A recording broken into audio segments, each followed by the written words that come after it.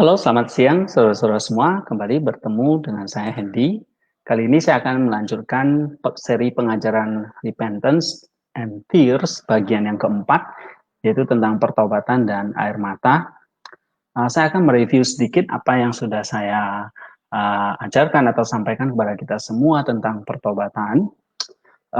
Kemudian bagian yang keempat ini kita akan fokus kepada spiritual mourning atau grief for sins, ya, air mata, duka cita untuk meratapi, menangisi dosa-dosa kita, atau yang sering disebut dengan istilah compunctions atau tears, ya. Saya akan mereview sedikit tentang repentance ini dan tears ini, ya, bahwa kehidupan spiritual kita itu dimulai ketika kita sudah dilahirkan baru oleh Roh Kudus, ya. Roh Kudus menyalurkan karya keselamatan yang telah dikerjakan oleh Yesus Kristus 2000 tahun yang lalu, ya. Karya keselamatan itu akan terus berlangsung di sepanjang segala zaman melalui Roh Kudus yang mencurahkan karya penebusan Kristus, yakni penyalipan, kematian, kebangkitan, dan kenaikannya ke surga. Ini adalah hidup kekal, pelepasan dari kuasa iblis, dosa, kelapukan tubuh, kefanaan hidup, dan kematian. Serta kita dimanunggalkan dengan tubuh kebangkitan Kristus, dan dengan demikian kita manunggal dengan hidup ilahi, menyatu dalam kemuliaan Allah atau teosis. Itulah keselamatan yang Tuhan berikan kepada kita. Nah, penyatuan atau panunggalan ini dengan tubuh kemuliaan Kristus yang oleh kebangkitannya telah menghancurkan maut, kelapukan, kefanaan, dosa, dan iblis, serta sekaligus menyatakan kehidupan kekal, kemuliaan, dan kodrat ilahi itu sendiri. Sehingga siapapun yang manunggal dengan tubuh kebangkitan Kristus ini, maka dia manunggal dengan kehidupan ilahi tersebut. Sebab tubuh kemuliaan Kristus ini adalah tubuh yang oleh kebangkitannya sudah menghancurkan kuasa dosa, iblis, dan maut sekalipun. Nah, Roh Kudus menyalurkan tubuh kebangkitan itu, tubuh kemuliaan Kristus itu, kan baru itu. Ya, dalam Roma pasal 5, Yohanes 3 ayat 5, Kisah Rasul 2 ayat 33. Roh Kudus menyalurkan anugerah, rahmat, kasih karunia Allah, yakni kuasa penebusan Kristus melalui penyalipan, kematian, dan kebangkitan Kristus. Inilah yang mengubah hidup, menguduskan, memuliakan, mengilahikan manusia yang percaya kepada Kristus. Daya kuasa dari energi ilahi atau anugerah tadi itu disebut sebagai rahmat, kasih karunia, dan disalurkan oleh Roh Kudus. Roh Kudus itulah yang menyalurkan karya penebusan Kristus dengan memberikan kita hidup yang baru, yaitu hidup kebangkitan Kristus kepada kita, sehingga kita dilahirkan baru atau dilahirkan kembali, yakni diberi kehidupan baru, yaitu kehidupan kebangkitan Kristus yang berbeda dengan kehidupan lama yang berasal dari Adam. Kita bisa baca dalam 1 Petrus 1 ayat 3 sampai 4, Yohanes 3 ayat 5. Di mana Roh Kudus hadir, maka Kristus dengan segala dampak karya keselamatannya itu juga hadir di dalam Roh Kudus itu. Dengan demikian, Roh Kudus memang sang pemberi hidup baru, hidup kebangkitan, hidup kekal, yang tidak lain adalah hidup ilahi itu sendiri. Nah, melalui cara yang demikian, Roh Kudus bersemayam dalam hati orang percaya. 1 Korintus 3 ayat 16. Orang beriman itu hidup oleh Roh. Galatia 5 ayat 25, sehingga dia dipimpin oleh Roh Kudus. Roma 8 ayat 16. Jadi, Roh Kudus akan terus-menerus, ya, akan continue menyalurkan rahmat penebusan Kristus itu bagi mereka yang taat dan memiliki iman yang sungguh-sungguh. Nah, saudara-saudara, kehidupan spiritual ini seperti hubungan seorang anak dengan ibunya. Begitu kita mulai, kehidupan spiritual itu kapan dimulai? Ketika kita didiami oleh Roh Kudus, yaitu dia mencurahkan anugerah Allah tadi, maka kehidupan spiritual itu dimulai saat itu juga. Di saat luka, ya. Dan kehidupan spiritual ini seperti hubungan kita dengan ibu. Jadi di saat luka, ibunya membalut. Di saat menangis, ibunya menghibur. Di saat melawan dan tidak taat, ibunya memberi pengampunan dan harapan. Nah, seorang ibu selalu merawat, mengajar dengan penuh kasih dan dedikasi. Begitu juga hidup kita sebagai manusia rohani bersama Roh Kudus. Dia yang melahirkan baru roh kita, seperti ibu rohani yang sangat baik, penuh kasih dan sabar. Dia mengajar, mengingatkan, merawat, menghibur, dan mengampuni setiap pelanggaran kita. Roh Kudus adalah penolong kita yang sejati. Nah, dalam perjalanannya, kehidupan spiritual kita memang harus berjuang menghadapi iblis dan dosa. Karena roh dan tubuh ini masih dalam perjuangan atau perjalanan menuju teosis, yakni mengerjakan keselamatan itu sampai kita dibangkitkan dengan mendapat tubuh kebangkitan yang mulia dan menyatu dengan roh yang telah dewasa menyerupai Kristus. Apa yang terjadi pada tubuh kita sebelum kita menerima tubuh kebangkitan? Nah, Paulus menjelaskan bahwa tubuh kita memang dikuasai hukum dosa dan menjadi tawanannya. Roma 7 ayat 23. Sebab itu kita harus melatih tubuh dan menguasainya. 1 Korintus 9 ayat 27. Dengan cara menyerahkan anggota-anggota tubuh kita kepada Allah. Roma pasal 6 ayat 11 sampai 13. Melalui penyalipan keinginan daging dan segala hawa nafsunya. Galatia 5 ayat 24. Jadi roh kita yang telah lahir baru ini harus masih terus bertumbuh dewasa dari bayi menjadi dewasa. Sehingga inti roh kita yang disebut dengan nus tadi dan produk-produk nus seperti pikiran, kehendak, ego, aku di dalam nus melatih tubuh kita dan menguasainya.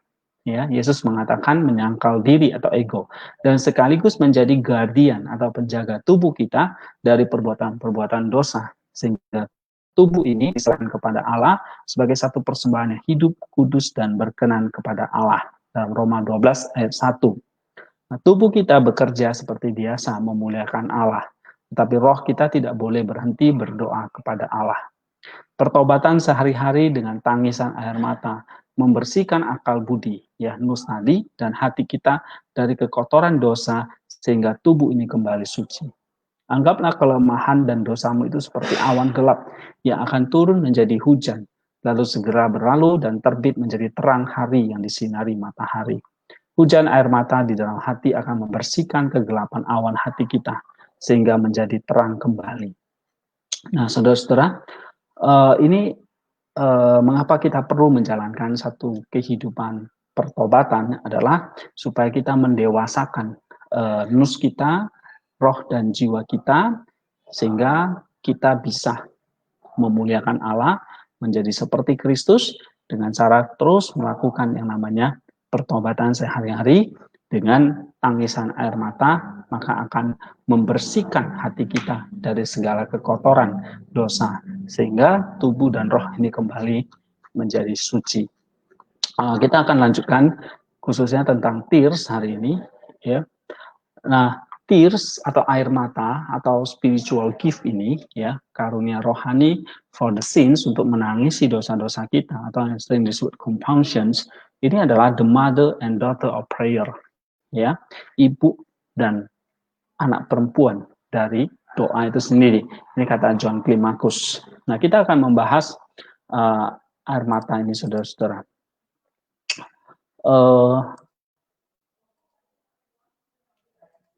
John Chrysostom menjelaskan betapa pentingnya karunia air mata ini. Dia menuliskan, just as clouds when they gather begin by making the day dark. Ya, seperti awan itu berkumpul akhirnya membuat hari itu menjadi gelap.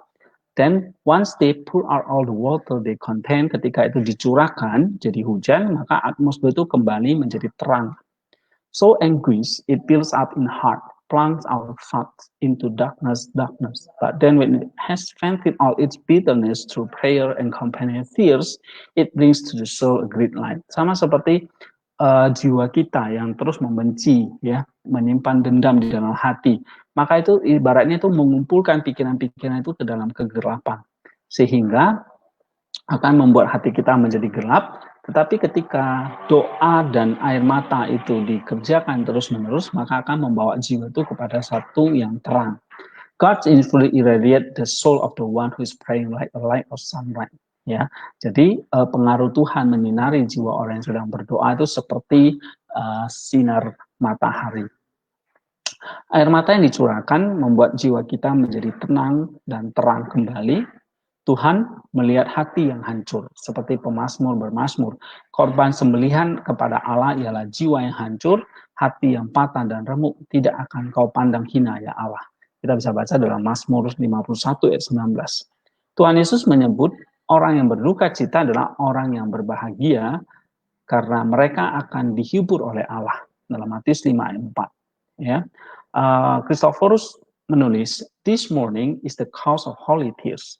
The tears give wings to our soul. They become one with it. They brighten and cleanse it." Nah, air mata ini adalah ratapan ini adalah penyebab air mata suci. Air mata ini memberi sayap bagi jiwa kita. Mereka menjadi satu dengan itu, mereka mencerahkan dan membersihkannya. Air mata ratapan karena pelanggaran kita akan dihibur oleh Allah sendiri. Rasul Yakobus menyatakan, mendekatlah kepada Allah dan dia akan mendekat kepadamu. Tahirkanlah tanganmu, hai kamu orang-orang berdosa, dan sucikanlah hatimu, hai kamu yang mendua hati. Sadarilah kemalanganmu, berdukacitalah dan merataplah. Hendaklah tertawamu kamu ganti dengan ratapan dan sukacita. Tuhan dan dia. Ayat 20 ya, Filipi 2:8, mereka yang berduka cita akan berubah menjadi sukacita, sebab Kristus telah mematahkan kutuk dosa dengan ketaatannya kepada Allah sampai mati di atas kayu salib. Itulah penghiburan Allah, yakni Kristus yang telah menang atas kutuk dosa. Ya, John Wesley menulis bahwa these tears do not bring sorrow, they bring more joy than all the laughter of the world can gain for you. Air mata ini tidak membawa kesedihan, tetapi membawa lebih banyak kegembiraan daripada semua tawa dunia yang bisa kamu dapatkan. Dan Kristus hanya berkenan kepada air mata duka cita yang lahir dari hati kita yang sungguh-sungguh bertobat. Ya, Saint Simeon, the New Theologian, itu menyebut air mata sebagai the baptism of the Holy Spirit. Ya, jadi air mata itu adalah baptisan dari Roh Kudus. Tanpa air mata maka tidak ada pengampunan. Isaac the Syrian itu menuliskan, no one will ever prove from the divine scripture that any person was ever cleansed without fears and constant compunctions. No one ever become holy or received the Holy Spirit or had a vision of God or experienced his dwelling within himself or ever had him dwelling in his heart without previous repentance and compunctions and constant fears ever flowing as from a fountain. Such tears flood and wash up the house of the soul. They moisten and refresh the soul that has been possessed and inflamed by the unprovocable fire. Nah, dalam 1 Timotius 16. Jadi, kalau diterjemahkan, tidak ada yang membuktikan dari kitab suci yang ilahi bahwa setiap orang pernah dibersihkan tanpa air mata dan penghiburan terus-menerus. Tidak ada yang pernah menjadi kudus atau menerima Roh Kudus, atau memiliki penglihatan tentang Tuhan, atau mengalami huniannya di dalam dirinya sendiri, atau pernah memiliki dia tinggal di dalam hatinya, atau tanpa pertobatan dan penghakiman sebelumnya. Dan air mata terus-menerus mengalir dari sumber air. Air mata seperti itu membasahi dan membersihkan rumah jiwa kita.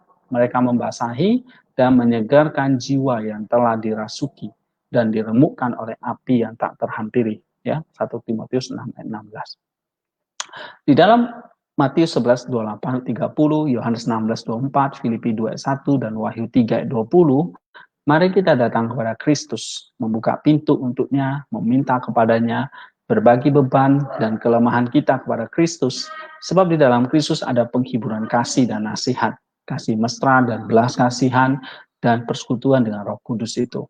Kristus adalah penghiburan Allah yang sejati yang diberikan kepada kita, supaya penuhlah sukacita. Kristuslah jawaban atas air mata pertobatan kita. Ya, dalam Wahyu 21 ayat 4, dan kita akan menghapus segala air mata dari mata mereka, dan maut tidak akan ada lagi. Tidak akan ada lagi perkabungan atau ratap tangis atau duka cita, sebab segala sesuatu yang lama telah berlalu. Jadi saudara, hanya Kristus yang bisa menghapus air mata ini. Anthony Cornelius menuliskan, yeah, tears of sorrow are feeling that glisten with hope for a better tomorrow. Such tears are in fact like a rainbow, a God-given sign of hope. The spiritual rainbow is caused by the rays of the Son of God, striking the tears of penitence and transforming them into the sparkling droplets of joy and hope. Air mata kesedihan adalah air mata yang berkilau dengan harapan untuk hari esok yang lebih baik. Air mata seperti itu sebetulnya seperti pelangi, tanda harapan yang akan diberikan Tuhan. Pelangi spiritual ini disebabkan oleh sinar anak Allah yang meneteskan air mata penyesalan dan mengubahnya menjadi tetesan kegembiraan dan harapan yang berkilau. John Climacus menjelaskan, sukacita yang dirasakan setelah penghiburan dari Allah. One who goes with his way to God with inferior fears never ceases keeping festival.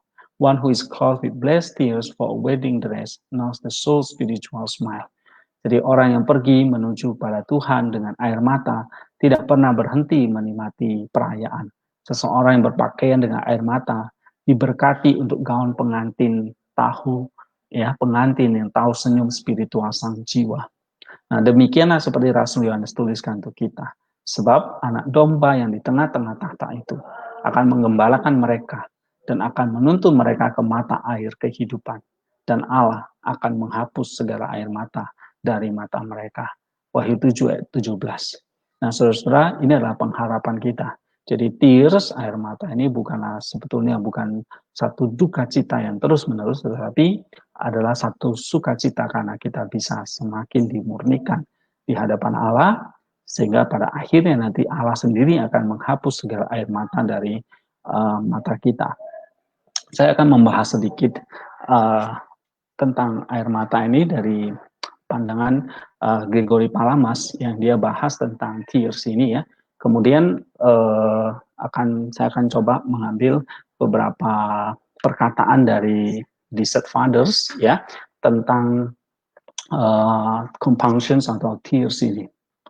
Kita lihat di sini ya, salah satu topik yang penting ya di dalam spiritual atau kerohanian yang diajarkan oleh Church Fathers ya, seperti Philokalia, Desert Fathers ya. Nah, ini adalah soal pertobatan dan air mata.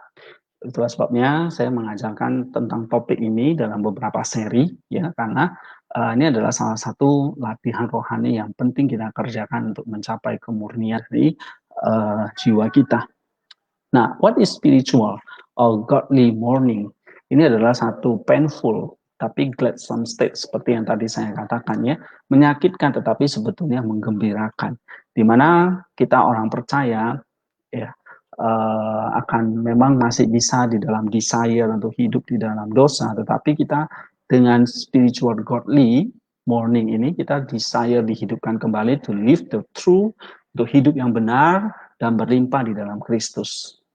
Ya, biasanya dalam gereja ada satu periode Lent, yaitu masa kita menantikan kebangkitan Kristus. Ini adalah masa kita mengalami yang namanya godly mourning, ya, ratapan yang sungguh-sungguh. Nah, kemudian tears ini berarti adalah satu recognition kita terhadap sorrow, kesedihan dari keberdosaan kita. Ya, ada pertanyaan seorang pemuda ketika dia berjalan di Gunung Athos. Dia bertemu dengan seorang rahib dan dia bertanya, apa yang engkau lakukan rahib di tempat ini? Nah, lalu dia menjawab, aku menangisi dosaku setiap hari. Nah, itulah spiritual mourning. Nah, Gregory sendiri melihat spiritual mourning ini adalah satu kehidupan yang memang gaya hidup ya, live a life of spiritual meaning. Artinya kita terus continually kepada Tuhan, illumine my darkness. Kita terus tanpa henti meminta Tuhan untuk mencerahkan, mengiluminasi, menerangi kegelapan kita. Seperti kata rahib tadi, I cry for my sin. Aku menangisi dosa-dosaku. Nah, Gregory mengatakan bahwa mind tadi, nus ya, inti dari jiwa roh kita itu harus dibebaskan dari hal-hal yang yang menyebabkan tergoda gitu ya melalui senses. Nus accents ya naik ke atas ya, meninggalkan hal-hal yang duniawi seperti yang dikatakan oleh Rasul Paulus dalam Kolose 3 ya, pikiran kita bukanlah hal-hal yang di bawah tetapi yang di atas. Nah, kamu melihat ada seperti Odious Mas ya, bahwa the soul has required from its wandering amid earthly things. Jadi soul kita tuh naik semakin lama semakin ke atas, dan yang kita inginkan adalah we desire to wash away ya, menghapus segala dosa kita dengan tears of mourning, dengan ratapan, dengan tangisan. Oke, kita lanjutkan. Nah, the This morning, this morning atau tangisan ini adalah the fruit of grace, ya, buah dari anugerah. Ini adalah cooperation atau sinergi antara manusia dengan Allah. Ya, kita harus struggle, berusaha, labor, ya, untuk humility dengan kerendahan hati, self reproach, penyesalan diri, perjuangan, berdosa, berjaga-jaga, dan di atas semuanya itu tentu doa. Kemudian tears ini juga adalah experience of stillness, ya, keheningan yang akan terus membuat kita semakin tekun, ya, berusaha untuk mencapai kebajikan dan terus melawan dosa itu, ya, dan terus menghasilkan yang namanya godly morning. Nah, saudara-saudara semua, spiritual morning, ya, spiritual morning atau ratapan ini adalah satu precondition for spiritual joy, seperti yang tadi saya jelaskan, ya. Jadi kalau kita tidak mengalami yang namanya spiritual morning, maka itu kita tidak mengalami yang namanya spiritual joy. Kemudian what is this morning for? Kita meratapi apa? Nah, kata Palamas, kita meratapi paradise loss, ya, kehilangan Taman Eden itu, Firdaus itu, seperti Adam dan Hawa. Lalu kita menyadari bahwa kita lost in our true nature. Kita menyadari bahwa kita sudah kehilangan kemuliaan Allah, ya, bahwa natur ilahi, natur yang seharusnya kita menjadi ilahi itu hilang, gitu. Kita mourning terhadap seperti itu. Who is this different than the kind of sorrow we have from the many painful trials of life, gitu, ya. Nah, jadi ini adalah satu spiritual poverty, ya, kemiskinan akan roh. Berbahagialah orang yang berduka cita, ya, miskin di dalam roh. Itu juga adalah satu tears yang penting, ya. Kalau kita lihat dalam Yohanes 16 ayat 20 dikatakan, but with repentance the soul feels joy the gospel, ya, your sorrow shall be turned into joy, ya, duka citamu akan berubah menjadi sukacita. Spiritual mourning, nah ini adalah satu sorrow kita terhadap hal-hal duniawi, hal-hal dosa yang kita kerjakan, yang kita alami di dunia ini, ya. Dan ini spiritual mourning adalah foreshadowing, bayangan dan permulaan dari eternal morning to come, ya, ratapan yang akan datang. Those who choose to not to repent and mourn in this life will feel in the next. Kalau kita tidak memilih repent and mourning, ya, dalam kehidupan ini, maka kita akan merasakannya yang akan datang. Mourning blessed by the Lord not attract God's consolation and mercy, but it also bear fruits with the plagues of eternal life, menghasilkan buah, ya, yang kekal. Nah, ketika kita dengan spiritual mourning itu, maka it guards the future cultivated by the soul, gitu. Nah, Gregory mengatakan bahwa this is godly salvific sorrow. Jadi ini adalah ratapan yang godly, yang ilahi, ya, tapi menyelamatkan. Oke. Nah, ketika kita menuduh diri kita bersalah, melakukan hal-hal yang dosa yang kita lakukan dan tidak menyalahkan orang lain, ya, maka kita sebetulnya meratapi diri kita. Dan melalui pertobatan dari dosa-dosa ini, kita berjanji, ya, dan melalui hati yang hancur, ya, kita akhirnya reconcile, ya, berdamai dengan Allah. Dalam homili yang ke-29. Self-reproach, ya, self-reproach itu berarti guides the soul to the fear of the hell. Jadi, tears itu membuat kita tuh menjadi takut akan neraka. Brings to mind the terrible punishment that the Lord had described in the gospel, that become even more terrible when they acquire an eternal dimensions, gitu katanya. Now with contritions of the heart, dengan hati hancur, maka tanpa hati hancur maka tidak mungkin bagi seseorang itu bisa dilepaskan dari patience, ya, dari hawa nafsu. Nah, jadi kalau our contritions, our ratapan tadi, tangisan tadi, membebaskan jiwa kita dari segala patience, nafsu, ya, dan itu akan menghasilkan spiritual gladness of the heart. Nah, di dalam kesedihan kita atau tangisan air mata, kita tuh mengenal ada hal-hal yang memang mengattach dan memperbudak patience kita. Nah, bagaimana cara membebaskan kita dari patience itu? Nah, disinilah pentingnya kita memiliki apa namanya knowledge, ya, pengetahuan bagaimana kita itu dibelenggu, ya, yang membelenggu hati kita dengan patience tadi, dan kita tahu bagaimana itu bisa menghasilkan dosa, tapi kita juga harus tahu bagaimana mengatasi itu dengan sorrowful condition, meratapi dosa-dosa itu. Jadi have knowledge of how we are bound and it is our own doing, and now desire to work to overcome our sorrow condition. We have discovered what constraint our spiritual life. We can see the way back. Ya, jadi dengan spiritual learning itu sebenarnya kita melihat kembali apa yang sebetulnya yang hilang dari diri kita, yang kita bisa constraint kembali dengan spiritual life kita. Kita bisa see the way back gitu. Nah, Tuhan sendiri berkata, blessed are those who mourn, they shall be comforted. Ya, seperti tadi saya katakan dalam Matius 5:4, terberkatilah mereka yang berduka cita, yang artinya yang menangis, karena mereka akan dihiburkan. Rasul Paulus juga mengatakan dalam 2 Korintus 7 ayat 10, for godly sorrow produce repentance, ya, karena apa itu menghasilkan pertobatan yang akhirnya memimpin kepada keselamatan. With sorrow and concrete heart, we are now prepared to act to make changes in our life that will bring us closer to God. Jadi dengan hati yang hancur, dengan hati yang meratap, ya, kita dipersiapkan untuk membuat perubahan di dalam hidup kita sehingga membawa kita lebih dekat kepada Allah. Nah, inilah yang penting kita kerjakan, ya, dengan spiritual mourning atau ratapan tadi. Ada beberapa cerita dari perkataan Desert Fathers, ya, tentang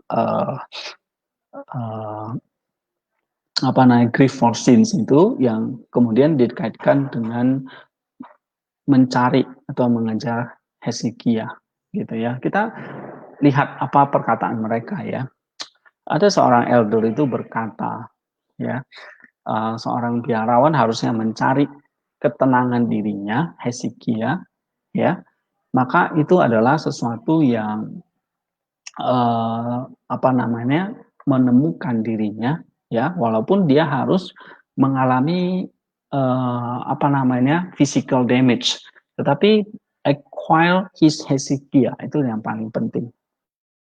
Ada satu cerita di sini, ada 3 orang, ya, yang bekerja keras gitu, ya, untuk apa namanya ketika mereka menjadi biarawan. Lalu ketiga ini menjadi sahabat, ya, menjadi teman. Nah, lalu salah satu ketiga-tiga ini akhirnya mereka memilih, ya, mereka akan melakukan apa, gitu ya, masing-masing memilih. Yang satu dia mengatakan saya akan menjadi apa namanya penengah, ya, mendamaikan antara orang-orang yang apa namanya yang bertengkar atau yang berkonflik, ya.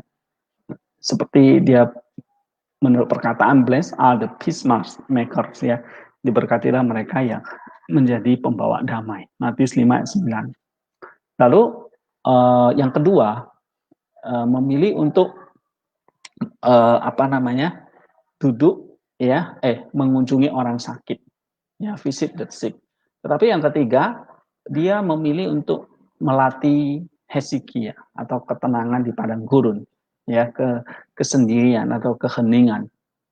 Nah, lalu yang pertama itu terus berusaha, ya, bagaimana mendamaikan mereka yang bertengkar. Tapi akhirnya dia tidak bisa berhasil, ya, dia tidak berhasil. Lalu dia merasa menyerah, akhirnya dia datang kepada yang satu, ya, dia melihat datang kepada satu yang sedang melayani orang sakit dan juga menemukan dia juga gagal, ya, dalam memenuhi perintah Matius 25 ayat 26. Jadi dua-duanya gagal. Satu tidak bisa jadi Matius 5 ayat 9, tidak memenuhi Matius 5 ayat 9. Satu lagi Matius 25 ayat 26. Lalu dua orang biarawan itu kembali lagi mau cari yang ketiga, temannya yang ketiga yang sedang berlatih Hezekiah. Lalu mereka apa namanya memberitahu tentang kegagalan mereka kepada teman yang ketiga ini, ya, dan dan bertanya kepada temannya ini apa yang dia sudah capai dengan Hezekiah-nya. Nah, setelah beberapa saat dia hening, lalu biarawan ini mengambil air, ya, lalu dimasukkan, ditumpahkan ke sebuah mangkok. Lalu dia berkata kepada kedua temannya itu, lihat secara hati-hati, ya, lihat dengan sesama hati air itu, sebab apa namanya, air itu masih goncang gitu ya. Nah, lalu setelah beberapa saat si biarawan yang ketiga ini berkata lagi, sekarang lihat, nah, bagaimana air itu sekarang sudah menjadi tenang. Nah, lalu mereka pun melihat air itu dan mereka melihat wajah mereka seperti di cermin gitu. Nah, lalu biarawan ini berkata kepada teman-temannya ini, inilah, itulah rupa kita, ya, for one circulating among people too. Ya, itulah seperti kita ketika kita bersirkulasi dengan orang-orang. Ya, kita tidak bisa melihat, dia tidak bisa melihat dosanya. Oleh karena apa? Disturbance, ada gangguan. Ya, seperti kalau kita tuang air itu langsung, kalau kita lihat ya kita nggak bisa melihat wajah kita, ada disturbance karena air itu belum tenang. Tetapi ketika dia practicing Hezekiah, ya, melatih Hezekiah terutama di padang gurun, maka dia akan bisa melihat dosa-dosa dan kelemahan-kelemahannya sendiri. Nah, ini cerita yang menarik, ya, bahwa kita tidak bisa meratapi dosa kita, menangisi dengan air mata, ratapan dengan dosa-dosa kita, kalau kita tidak melakukan yang namanya Hezekiah. Hezekiah itu berarti kita mengheningkan diri, ya, menenangkan jiwa kita, batin kita, dan segenap sensis kita, dan kita apa namanya, kita mulai bisa seperti air yang tenang itu, akhirnya dengan mata yang jernih kita bisa melihat kelemahan ataupun dosa-dosa kita. Nah, topik tentang Hezekiah ini juga sangat menarik ya, yang pernah saya bahas beberapa waktu lalu di dalam spiritual dari Filokalia ataupun spiritual dari Desert Fathers ya, Praktikos, Teoretikos, dan Gnostikos. Nah, saudara bisa mempelajarinya kembali juga di video-video itu. Nah, saya akan lanjutkan tentang tears ini ya. Ada seorang elder ya bercerita tentang ada seorang saudara ya yang ingin sekali apa namanya melakukan apa namanya menarik diri dari dunia gitu ya. Lalu ingin mengasingkan diri dari dunia, tetapi dia dicegah oleh ibunya, ya. Nah, dia tidak apa namanya, dia berkata ya, dia I want to save my soul, aku ingin menyelamatkan jiwamu, tapi dia dilarang terus oleh ibunya, ya. Biasanya ini adalah cerita ada seseorang yang ingin jadi biarawan gitu, tapi ditolak sama ibunya. Lalu ibunya terus berusaha menahan dia, ya. Tapi pada akhirnya ibunya menyerah gitu. Nah, akhirnya si anak muda ini pun pergi dan hidup sendiri, ya. Tetapi malah menghabiskan hidupnya dengan cara yang tidak disiplin. Ya, dia sembarangan lah hidupnya begitu. Nah, dia withdraw from the world tapi dia tidak disiplin gitu. Nah, ketika itu terjadi, ya, dan ibunya pun meninggal, lalu kemudian dia menemukan dirinya jatuh sakit, ya, dia tertidur, ya, kemudian dia apa namanya bermimpi gitu ya, dia apa namanya mendapatkan ibunya ada di antara orang-orang yang akan dihakimi. Nah, lalu ibunya itu apa ya, apa namanya kaget melihat dia gitu ya, tentang bagaimana keadaanmu anakku, kata ibunya itu, ya, apakah kamu juga dikutuk di tempat ini. Nah, Lalu, bukankah kamu dulu suka berkata, I want to save my soul. Ya, aku ingin menyelamatkan jiwaku. Nah, akhirnya si pemuda ini juga malu ya mendengar, ya, dan dia merasa dejected gitu, tertawa, ya, kemudian dia tidak bisa berkata-kata membalas ibunya. Lalu kemudian dia mendengar suara lagi, dia berkata, bila ini keluar dari sini, ya, ini soalnya ada eh, biarawan lain, ya, dengan nama yang sama seperti ini, ya, dan yang diutus kepada kamu. Oke. Lalu ketika suara itu menghilang, ya dia mendapati dirinya, ya, dan menceritakan itu, ya. Lalu untuk meyakini apa yang dia sudah pernah mimpi dengar, ya, akhirnya dia pergi ke satu biara, ya, mencari nama biarawan itu yang namanya sama seperti dia. Nah, dan akhirnya dia dapat kabar bahwa ternyata benar ada seorang biarawan yang namanya sama seperti dia dan sudah meninggal. Oke. Dan ketika dia ada di sana, ya si pemuda itu menemukan dia gitu ya, di dalam mimpinya dia bertemu dengan biarawan yang meninggal itu dan menggantikan dia gitu ya. Akhirnya dengan yang sama itu digantikan, akhirnya si pemuda itu pun terbangun gitu ya. Nah, ketika saudara itu yang melihat visi tadi ya, sembuh dari sakitnya, dan akhirnya dia benar-benar shut himself up, ya, dia benar-benar melakukan satu hesychasm, ya, tinggal di sana, kemudian memikirkan tentang keselamatannya, bertobat dan menangisi segala kehidupannya yang dulu sangat berdosa gitu. Sehingga begitu besar dosanya, ya dia memohon dirinya untuk beristirahat sebentar, ya. Dan tapi dia terus melakukan namanya excessive weeping, tangisan yang terus menerus gitu. Nah, dia tidak bisa terhibur gitu. Bagaimana aku bisa menahan the reproach of my mother, dia melihat dalam mimpi, dia melihat ibunya gitu. Ya, how then could I endure my sin before Christ as his angel on the day of judgment, katanya begitu. Nah, ini adalah satu cerita yang menarik ya, bahwa kita bisa banyak melakukan seperti pemuda tadi, melakukan hal-hal yang penuh dosa, ya. Lalu kita mesti ingat, I want to save my soul. Aku ingin menyelamatkan jiwamu. Bagaimana caranya? Nah, si pemuda tadi itu diberi sebuah mimpi. Ya, dia melihat ibunya akan dihakimi, ya, terus lalu dia diberi kesempatan kedua untuk bertobat dan dia benar-benar melakukan compulsion, ya. Lalu dia menyadari bagaimana aku bisa tahan, ya, my shame, maluku di hadapan Kristus dan para malaikat pada hari penghakiman nanti. Ini perkataan yang sangat menarik. Ya, kita lanjutkan lagi. Ada seorang elder atau rahib itu berkata, jika itu adalah kasusnya pada saat kedatangan Kristus yang kali kedua, ya, jiwa manusia ya akan bangkit, ya, menyatu dengan tubuh kebangkitannya.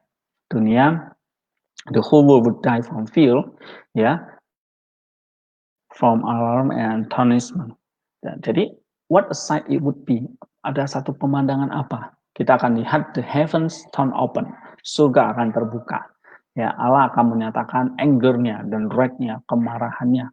Ya, lalu ada ribuan army of angel, ya, pasukan malaikat yang tidak terhitung. Oke, together, berkumpul bersama dengan seluruh manusia. Nah, untuk alasan itulah kita harus hidup, ya, seperti apa yang Tuhan inginkan, to render a daily account for our own way of life, katanya. Kemudian a brother asked the elder, ada seorang saudara bertanya kepada seorang penatua, how does the fear of God come to the soul? Bagaimana rasa takut akan Allah itu datang atau dihasilkan oleh jiwa kita? Nah, kata elder itu, a man have humility Pilihlah kerendahan hati. Be indifferent to material goods and refrain from judging. The fear of God shall come to him. Ya, jadi jauhilah hal duniawi, tariklah refrain ya, menjauhi dari menghakimi orang lain ya, maka takut akan Allah akan datang kepada dia. Kemudian perkataan Desert Fathers yang N138, N ini artinya anonymous ya. Jadi dalam Desert Fathers itu ada seri, ada perkataan-perkataan yang kita tidak tahu siapa namanya, anonim gitu ya. Di sini dikatakan a brother, ada seorang saudara mengunjungi seorang penatua dan berkata, Abba, why is it that my heart is hard that I do not fear God? Kenapa hatiku itu begitu keras dan aku tidak takut kepada Allah? Lalu the elder itu berkata kepadanya, saya pikir seorang harus supaya memiliki takut akan Allah, dia harus maintain ya, reproving himself, mengoreksi dirinya terus-menerus di dalam hatinya. Nah, the brother kemudian berkata kepada elder itu, apa itu mengoreksi diri? Nah, the elder itu berkata, it is that a man reprove his own soul in every situation. Jadi mengoreksi jiwa kita dalam setiap situasi. Katakanlah, remember that you are obliged to meet God and saying this too. Ya, katakanlah bahwa jiwamu itu pasti akan bertemu dengan Allah. Dan katakan ini, apa yang akan saya ingin ketika saya bertemu dengan Allah sebagai seorang manusia. I reckon that if someone perceive in such action, the fear of God will come to him. Jadi seolah kita akan meet God, bertemu dengan Allah, lalu bertanyalah, what do I want with humankind? Nah, maka itu akan memunculkan the fear of God tadi. Lalu perkataan yang berikutnya, N139, an elder saw somebody laughing and he said to him, we have to give an account of our internal life before heaven and earth. And you are laughing. Ya, kita harus memberikan kehidupan kita seluruhnya, ya, baik di hadapan surga maupun bumi. Dan apa yang sedang kamu ketawain, gitu. Because we have to give our account of eternity before heaven and earth. Jadi kehidupan kita itu bukan hanya di dunia, di bumi saja, but in heaven also. But an elder said, in the same way that we carry our own iniquity around with us everywhere, so we ought to weep and have grief for sins with us wherever we are. Ya, jadi seorang penatua berkata, atau seorang rahib berkata, dengan cara yang sama kita harus membawa kesalahan kita bersama dengan kita dimanapun kita berada, ya. Nah, disitulah kita akan bisa weep, menangisi dan memiliki ratapan akan dosa-dosa kita bersama dengan kita dimanapun kita berada. Jadi menarik sekali ya, bahwa kita harus carry our own iniquity around with us everywhere. Maka di situ kita bisa weep and have grief for sins. Kemudian perkataan yang lain, ada seorang saudara bertanya kepada seorang elder atau rahib, what am to do? Apa yang harus saya lakukan? Dia berkata kepada dia, kita harus weep all the time, menangisi dosa-dosa kita sepanjang waktu. For it once came about that one of the elder died, then came to himself again some considerable time later. Ya, bahwa ada satu ketika datang seorang yang mengunjungi salah satu elder, ya, lalu dia meninggal dan kemudian dia datang bertanya gitu ya, what did you see there, Abah? Lalu apa yang dia lihat di sana, Abah? Abah itu menjawab, aku menangis. He told us, I heard a voice of lamentation there of people saying repeatedly, who is me, who is me? So ought we also to be saying all the time. Nah, aku mendengar suara ratapan orang yang terus mengulang, tangisilah aku. Maka inilah yang harus kita lakukan sepanjang waktu, ya, weeping itu. Kemudian ada seorang saudara bertanya lagi, how is it that my soul wishes to weep the way I hear the elders weep, yet tears do not come and my soul is distressed. Bagaimana dengan jiwaku yang ingin menangis, ya, ketika aku mendengar para penatua itu menangis, tetapi saya belum bisa menangis gitu ya, dan jiwaku merasa tertekan gitu. Lalu si rahib itu berkata kepada dia, it took 40 years for the children of Israel to enter the promised land. Ya, dari butuh 40 tahun orang-orang Israel masuk ke tanah perjanjian. Nah, tears itu adalah the promised land. Air mata itu adalah tanah perjanjian itu. If you can return to it, you no longer fear battle. Jika kamu bisa kembali ke situ, ya kamu tidak akan merasa takut. It is the will of God that the soul be distressed in this way. Ya, ini adalah kehendak Allah kalau jiwamu tertekan dengan cara seperti ini. So that it might ever desire to enter into the land. Sehingga kamu punya satu desire untuk mau masuk ke tanah itu. Jadi di sini dikatakan adalah kita berusaha mencoba untuk whip ya, sehingga kita punya punya tears ya, dengan dengan punya tears itu kita memasuki tanah perjanjian, dan itu adalah kehendak Allah ya. Dengan soul yang distress tadi ini sebetulnya mendorong kita untuk enter to the land. Jadi misalnya kayak perasaan guilty atau hati nurani kita terus menuduh kita, itu sebetulnya the soul is distressed. Dan di saat itulah kita mesti desire to enter, untuk masuk ke tears atau the promised land itu. Ya, nah ini kata Desert Fathers tadi. Kemudian yang terakhir, ada seorang juga bertanya, how am I to be saved? Bagaimana saya bisa diselamatkan? Lalu dia jawab, elder itu menjawab, taking off his leviathan, ya, lepaskanlah dosamu, girding his loins, and berikat pingganglah atas akal budimu, holding his own hands up to heaven, ya, dan peganglah dengan tanganmu itu menuju ke atas, ke arah surga. Lalu dia berkata, this is how the monk ought to be, stripped of the material things of life and crucified. Ya, jadi menjauhkan dari hal-hal materi dunia ini dan menyalibkannya. The athlete boxes in contest, seperti atlet tinju ya di dalam pertandingan. The monk contending with logismoi. Ya, para rahib itu berjuang dengan godaan-godaan, ya, pikiran-pikiran jahat, tetapi dia mengangkat tangannya ke atas, ya, dalam tanda salib, dan calling on God, terus memanggil nama Allah. Nah, sama, athlete stand stripped when wrestling in a contest.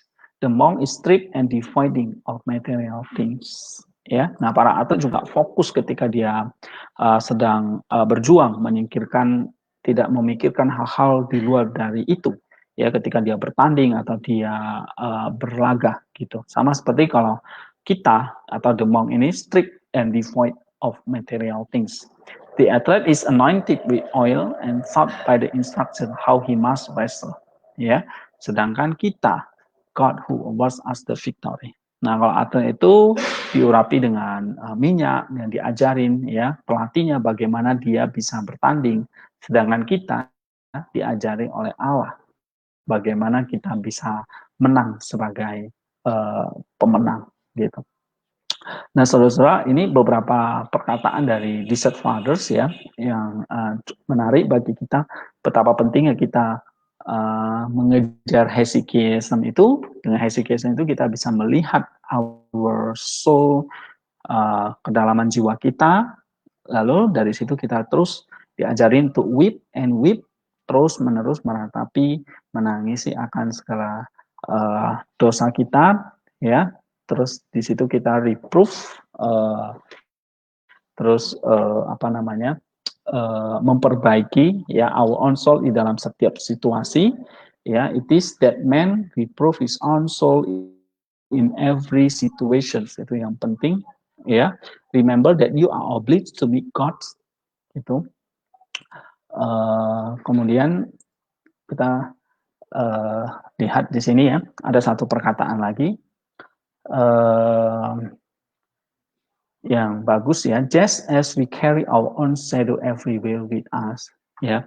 Ada seorang perkataan rahib, seperti kita membawa membawa bayangan kita dimanapun kita berada, maka kita juga diajarkan untuk kita harus juga kayak membawa air mata dan penyesalan, compunction itu dimanapun kita berada. Ya. Nah, ini luar biasa ya. Just we carry our own shadow everywhere with us, so we ought also to have tears and compassion with us whenever we are. Gitu. Ya, saya kira ini beberapa perkataan tentang dari para desert fathers ya, tentang compassions yang penting kita bisa kerjakan. Jadi secara kesimpulannya adalah saudara-saudara, ketika kita bisa ya memasuki satu tahap yang namanya tears and compassions, ingatlah itu adalah the grace of the holy baptism ya, kata desert fathers tadi. Kemudian itu adalah satu apa namanya, satu kesempatan kita ya untuk terus memurnikan jiwa ini, sehingga dengan tears itu akan menjadi satu kekuatan yang baru kepada kita untuk mengerjakan apa yang Tuhan kehendaki kita kerjakan bersama-sama. Ini beberapa hal ya, beberapa perkataan yang penting bagi kita, dan juga tentang tears tadi ya. Jadi